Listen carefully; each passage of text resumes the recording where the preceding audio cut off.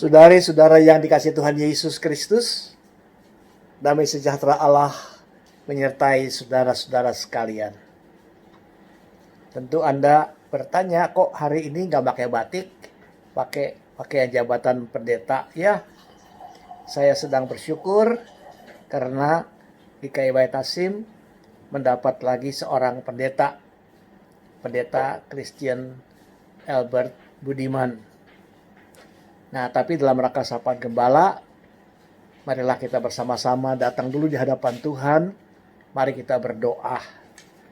Bapa, kami bersyukur karena kami boleh berjumpa lagi, walaupun secara online. Tetapi kami percaya Tuhan mendekatkan kami satu sama lain, karena kasih dan kemurahan Allah dalam hidup kami, dan terutama karena Tuhan mau membagikan firman bagi kami, untuk menolong kami melihat arah jalan kami, demikian juga tindakan-tindakan yang harus kami lakukan sesuai kehendak Tuhan. Tolong kami ya Tuhan, dalam nama Tuhan Yesus. Amin. Saudara-saudara, bacaan leksionari yang kita akan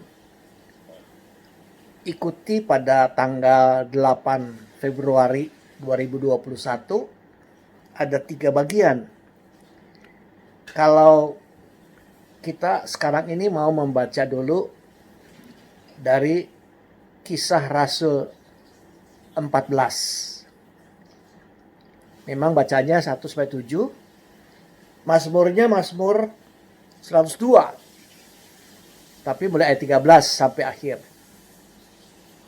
Dan ada 2 Raja-Raja 4 ayat 8 sampai 17, dilanjutkan ayat 32 sampai dengan 37.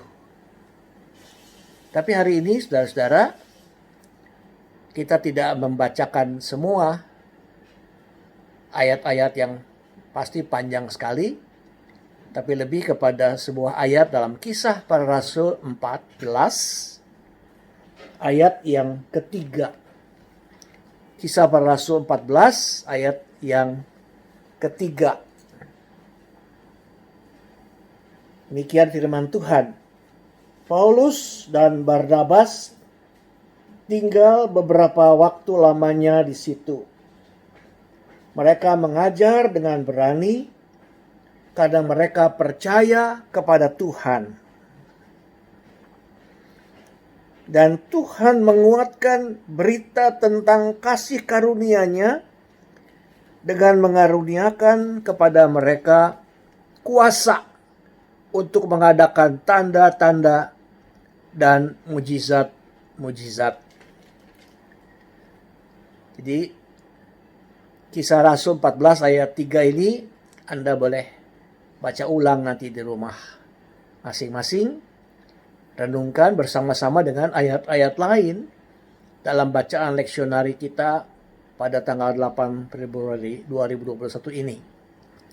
Saudara-saudara yang dikasihi Tuhan, Paulus dan Barnabas dalam rangka perjalanan memberitakan Injil. Sudah sampai di Asia Kecil pada waktu itu. Tetapi memang tidak mudah seorang yang mau memberitakan firman Tuhan.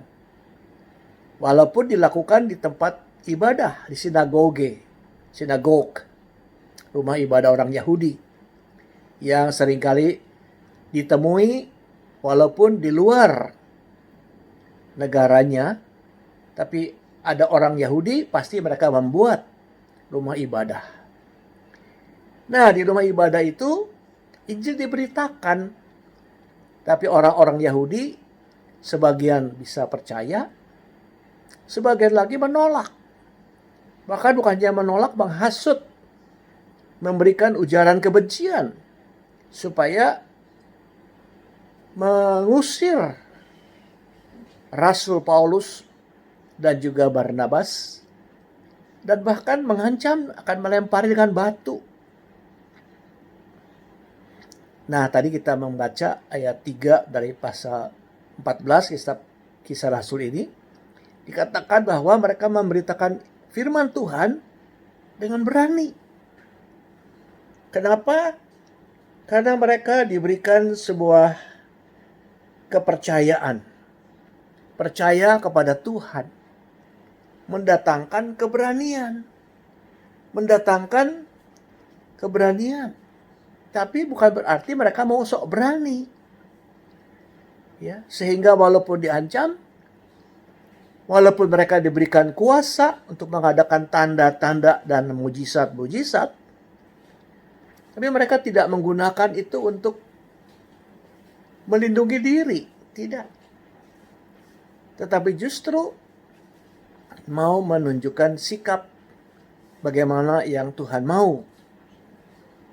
Kita ingat, saudara-saudara, ketika Tuhan Yesus dilahirkan di Bethlehem, karena ada ancaman Raja Herodes Agung pada waktu itu, maka Tuhan memberikan inspirasi. Menyuruh Yusuf dan Maria memboyong Yesus yang masih bayi ke Mesir.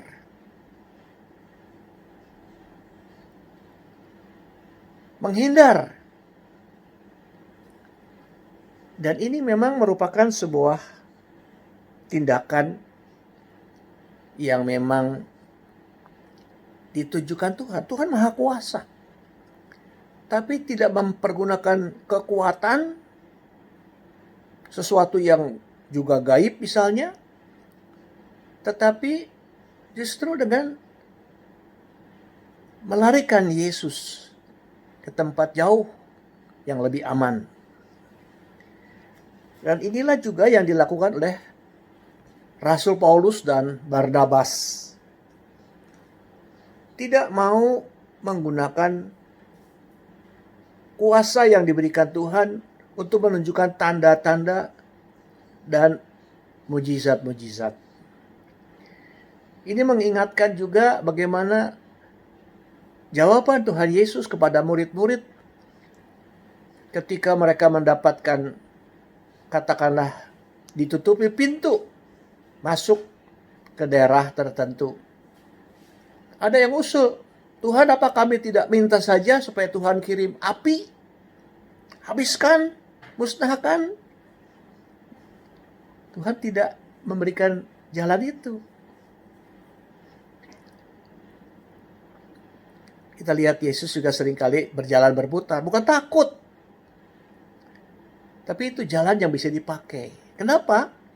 Karena pasti walaupun ada tempat yang baru, tapi itu bisa merupakan kesempatan untuk meneruskan pelayanan dan dalam hal ini pemberitaan Injil. Demikian juga saudara-saudara saat ini. Ya, ketika kita mendapatkan kenyataan kok panjang amat, pandemi ini nggak habis-habis. Kita dalam doa bukan minta Tuhan tunjukkan kuasa-Mu. Buktikan dong. Jangan pada waktu dulu saja. Danau diteduhkan, angin ribut dihentikan, disuruh diam. Tidak. Kita tidak meminta itu. Kita diajak Tuhan memasuki wilayah yang baru. Nah, sekarang ini memang disebutkan tinggal di rumah saja. Tuhan yang datang ke tempat kita. Dan tentu saja kita menyadari kuasa Tuhan akan tetap berlangsung. Ketika kita menyadari hidup kita memang akan tetap aman di tangan Tuhan. Jadi saudara-saudara, memang kita tidak minta kekuatan Tuhan dipakai. Biarlah Tuhan menolong kita semua. Mari kita berdoa, saudara-saudara.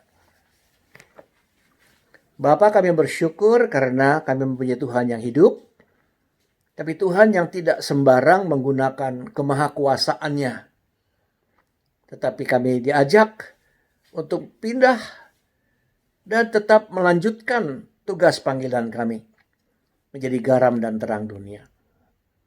Dan oleh karena itu ya Tuhan, tolonglah kami. Supaya kami melakukan yang benar. Dalam nama Tuhan Yesus. Amin. Saudara, sekian perjumpaan kita. Tuhan menyertai saudara dan saya.